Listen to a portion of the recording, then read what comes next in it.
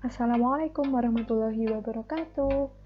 Saya Aisyah Nur Khofifah akan melanjutkan pembahasan tentang perkembangan kognitif. Kali ini berdasarkan teori Vygotsky. Sebelum kita membahas tentang teori Vygotsky, alangkah baiknya jika kita mengetahui profil Vygotsky terlebih dahulu. Ya, Vygotsky lahir dengan nama lengkap Lev Semyonovich Vygotsky. Ia lahir di Rusia pada tanggal 17 November 1896. Ia pernah menempuh pendidikan di Moscow Institute of Psychology pada tahun 1925.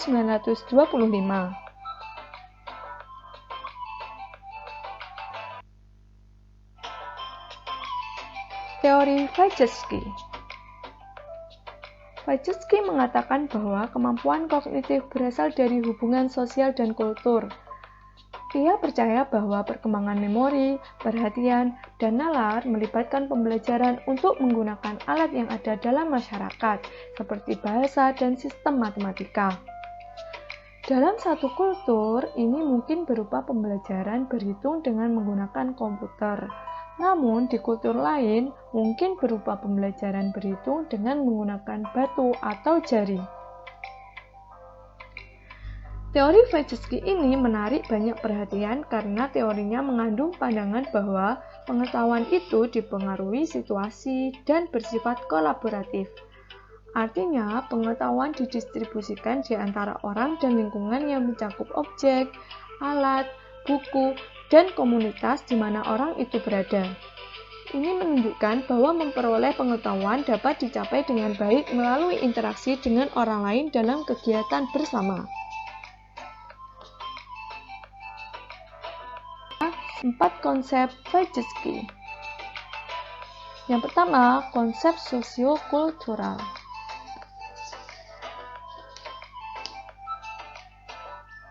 Interaksi sosial dan budaya erat kaitannya dengan perkembangan kognitif.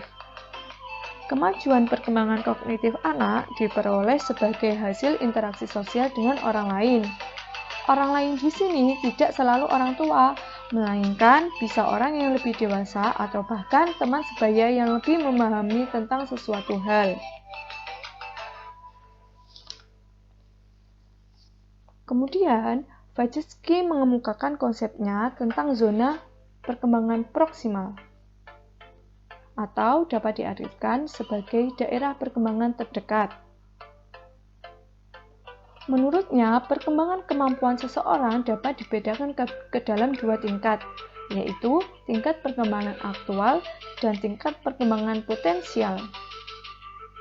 Tingkat perkembangan aktual tampak dari kemampuan seseorang untuk menyelesaikan tugas-tugas atau memecahkan berbagai masalahnya sendiri. Sedangkan tingkat perkembangan potensial tampak dari kemampuan seseorang untuk menyelesaikan tugas-tugas dan memecahkan masalah ketika di bawah bimbingan orang yang lebih dewasa atau ketika bekerja sama dengan teman sebaya yang lebih kompeten.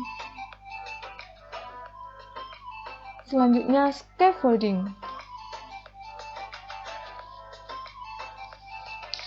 Scaffolding adalah istilah terkait perkembangan kognitif yang digunakan Vygotsky untuk mendeskripsikan perubahan dukungan selama sesi pembelajaran, di mana orang yang lebih terampil mengubah bimbingan sesuai tingkat kemampuan anak.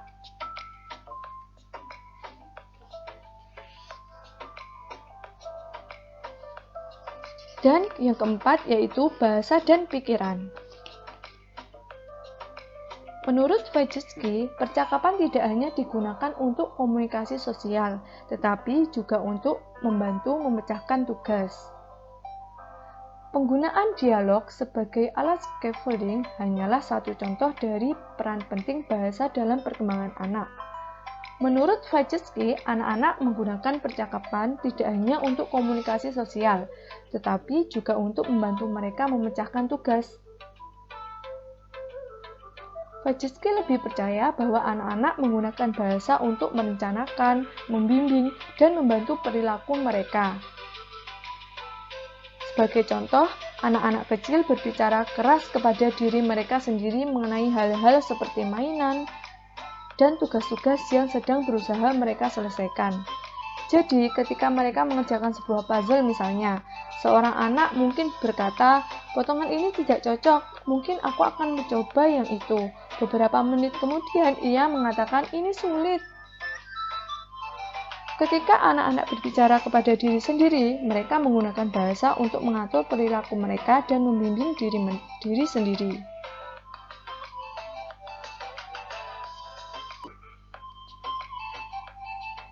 Selanjutnya, 4 tahapan perkembangan menurut Vygotsky. Yang pertama, berpikir nonverbal dan berbicara konseptual. Tahapan ini ada pada usia 2 tahun pertama, menunjukkan tidak ada hubungan antara berpikir dan berbicara. Tahap yang kedua yaitu memulai menyatukan antara berpikir dan berbicara. Tahapan ini kira-kira usia 2 tahun. Anak-anak mulai menghubungkan apa yang dia pikirkan dengan apa yang dia katakan. Benda-benda biasanya diberi nama dan diceritakannya pada orang lain. Yang ketiga yaitu berbicara egosentrik. Pembicaraan anak-anak dimulai pada mengarahkan berpikir dan berperilaku. Anak-anak pada tahap ini mengumumkan apa yang akan mereka lakukan sebelum melakukannya. Anak-anak pada tahap ini berbicara tentang orang lain tentang apa yang sedang mereka lakukan. Dan yang keempat yaitu berbicara egosentrik menjadi rahasia. Pembicaraan egosentrik rahasia secara bertahap berubah menjadi pembicaraan rahasia. Anak-anak mulai menggunakan pembicaraan rahasia dan singkatan tentang kegiatannya.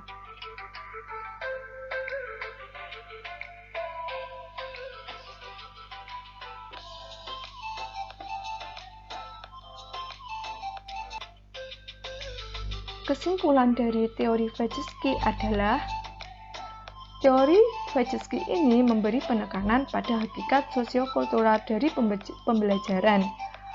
Vygotsky menyatakan bahwa pembelajaran terjadi apabila peserta didik bekerja atau belajar dalam zone of proximal development. Zone of proximal development ini merupakan celah antara actual development dan potential development, di mana antara apakah seorang anak dapat melakukan sesuatu tanpa bantuan orang dewasa dan apakah seorang anak dapat melakukan sesuatu dengan arahan orang yang lebih dewasa atau kerjasama dengan teman sebayanya. Terima kasih, sekian penjelasan dari saya. Apabila ada salah kata, mohon dimaafkan ya. Wassalamualaikum warahmatullahi wabarakatuh.